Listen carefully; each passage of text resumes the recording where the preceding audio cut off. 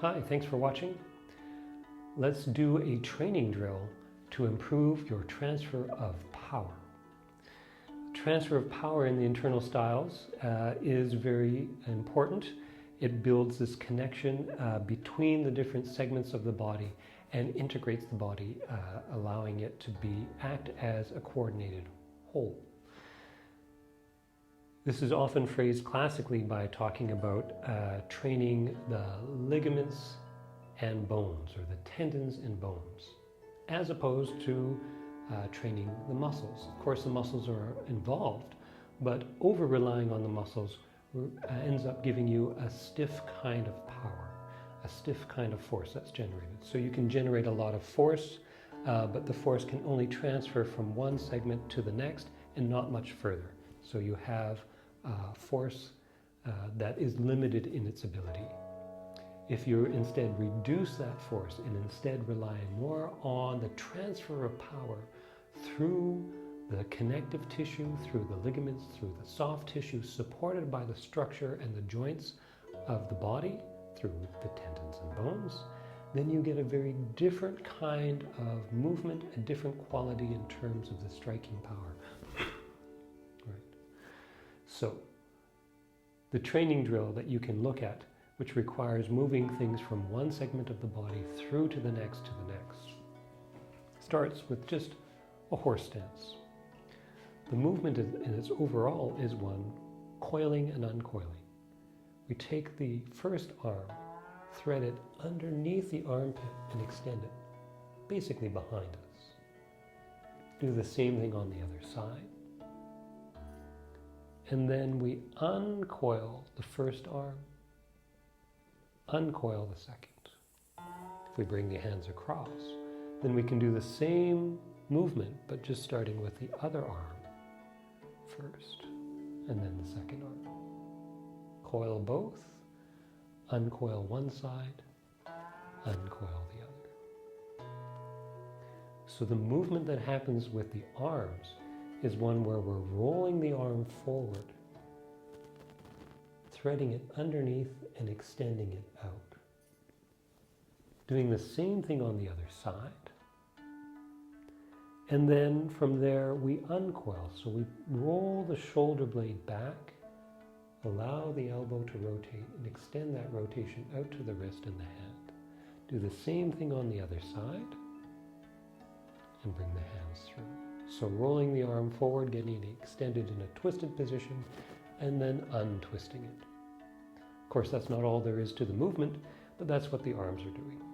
What's happening through the legs, the hips, the torso is something where, of course, there's this weight shift going to one side, weight shift going to the other.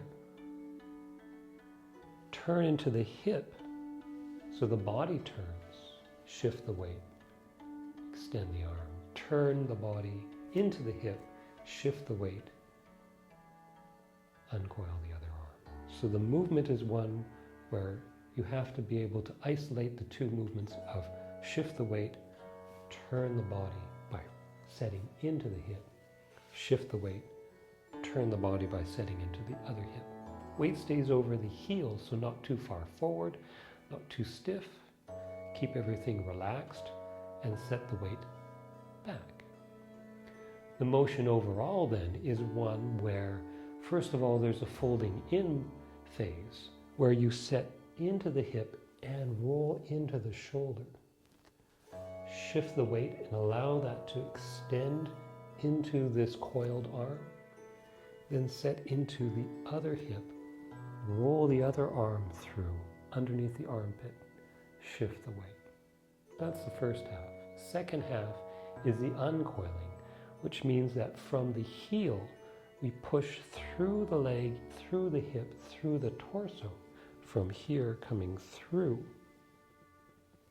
That force then gets guided to open across the front of the shoulder and through the arm. Same thing happens on the other side, from the heel, through the hip, through the torso, uncoil through the arm, and extend.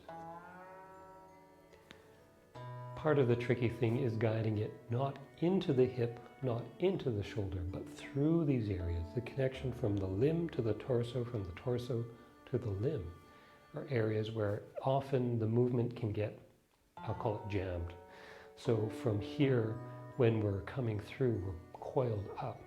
Set the weight into the heel. There's a push from the leg, but don't push it into the hip, which will change the hip and create tension through that hip.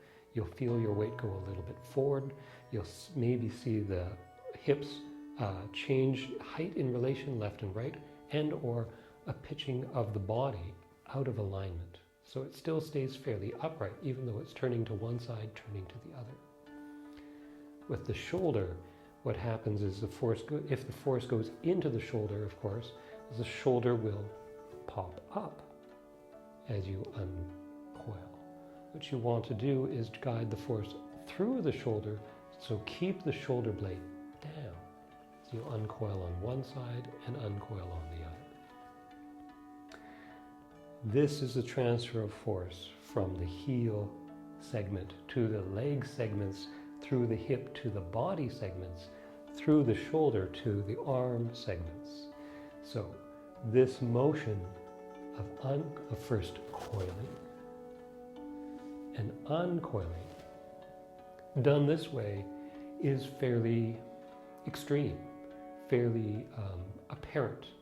This sort of thing, this degree of coiling and uncoiling, this transfer of power, you can see in things like Qigong style Bagua, for example. Right. The same kind of process is much more subtle, but still there in something like Chen style or Yang style Tai Chi, where you're coming through here. And this is a transfer of power from one leg through the torso to the opposite arm, the contralateral connection through the body this way. Same thing on the other side. If you can find this kind of connection through the body, then you'll be able to find other kinds of connections across the shoulders, so on and so forth, through the body vertically, through the body contralaterally, through the body in terms of cross-aligned stance, and through aligned stances. The trick is to find the connections, find the way that you can transfer the power from one segment through to the next and to the next. So this exercise is one that emphasizes that through a coiling motion and finding that connection across the body from one leg to the opposite arm. But if you can find that, that will give you the clues to find the other connections that may be required, depending on the style, depending on the posture and movement. So I hope that's helpful. Keep training, keep practicing, and take care.